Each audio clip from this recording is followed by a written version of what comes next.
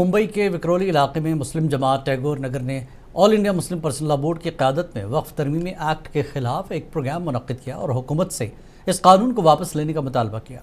इसके साथ ये भी कहा गया कि जब तक इस कानून को वापस नहीं लिया जाता ये एहतजाज all India Muslim personal law board की क़यादत में जारी रहेगा।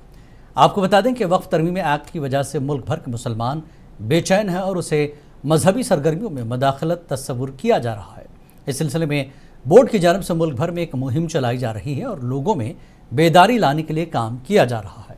इसके साथ साथ इस एक्ट के ख़िलाफ़ अदालत में कानूनी जंग भी जारी है।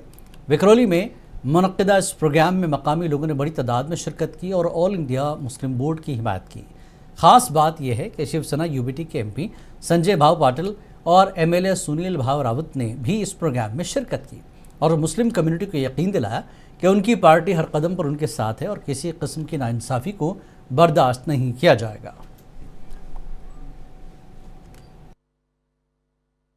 ये जो तहरीक चल रही है ये आवामी बेदारी है कि हम लोगों को बताएं कि ये जो काला कानून है ये मुसलमानों के खिलाफ है और वक्त की सारी जमीनों को हथियाने की एक दिलाने की मंसूबा है।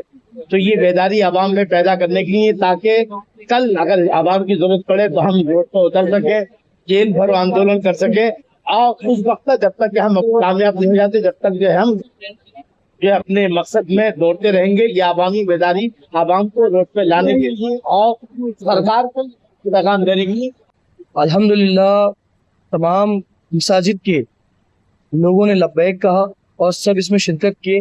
कम से कम 14 से 15 मस्जिद थी। फंक्शन वक्फ को लेकर था, वक्फ के कानून को लेकर था। वक्फ का कानून जो है उसको लेकर कोर्ट में बात उठी पड़ी है। कुछ चीज़ों को लेकर मुस्लिम पर्सनल लॉ बोर्ड ने ये कहा है कि अगर ये कानून पे अगर बात नहीं होती है और उसको रिवर्स नहीं किया जाता है तो इंशाल्लाह आखिरी वक्त तक इस पे लड़ेंगे। मुस्लिम समाज आज विक्रोली का मेरे साथ में इसलिए कि मैं भी अच्छा आमदार हूँ और मुझ पर प्यार करते हैं इसलिए मुझे बुलाया।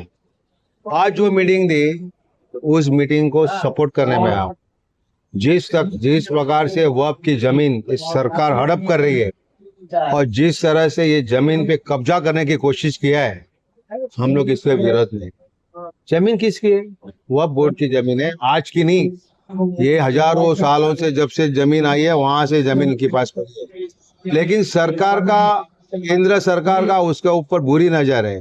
केंद्र सरकार आप देख लो कुछ सालों के बाद यही जमीन बेच के पैसा कमाएगी। ये वक्फ की जमीन पे उनकी नजर है और इसलिए वक्फ की जमीन वो हड़प कर रहे हैं। वक्फ प्रॉपर्टी जो है वो हमारे आबा व अजदाद की दी हुई, मुख्तस की हुई, रिजर्व की हुई प्रॉपर्टियाँ हैं।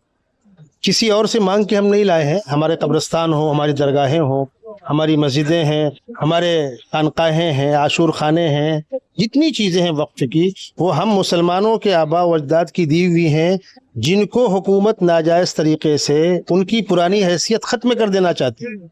आज वो हमसे 500 साल 800 साल पुरानी प्रॉपर्टी के बारे में कह रहे हैं कि आज मालिकाना हुकूक बतलाओ, जबकि पिछली हुकूमतों में वो चीज़ वक्फ दर चली आ रही है। आज़ादी से पहले से वक्फ दर चली आ रही है, आज़ादी के बाद से भी वक्फ चली आ रही है। गाँव कब्रिस्तान है वक्फ है, सबको मालूम है। ईदगाह है वक्फ है, सबको मालूम है। अब आज आप उसके अंदर नई शर्तें बढ़ा करके उसकी दीनी और शरई हैसियत ख़त्म कर देना चाहते हैं। ये हमारे मज़हब पर डायरेक्ट डाका है जिसका हम विरोध कर रहे हैं, एहतजाज कर रहे हैं।